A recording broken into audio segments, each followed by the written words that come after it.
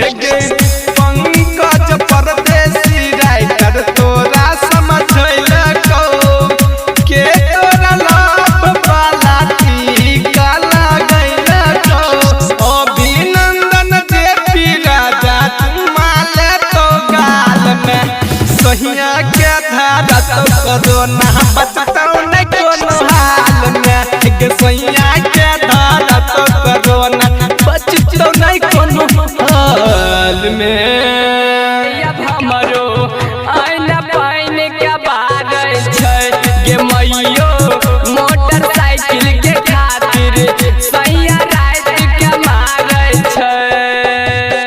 DJ Manish Raxaul. अभी आप सुन रहे हैं सपना म्यूजिक की शानदार प्रस्तुति।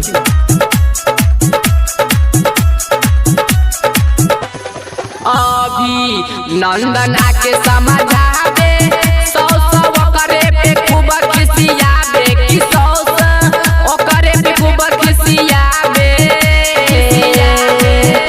कि पंकज आके खूब समझावे सौ करे पे खूब खिसियावे कि सौ ओकरे पे खूब खिसियावे कि यादव कन्हैया जे गाना गाय गाय के सुनाबै छै गे मैयो मोटरसाइकिल के खातिर सैया रात के मारै छै।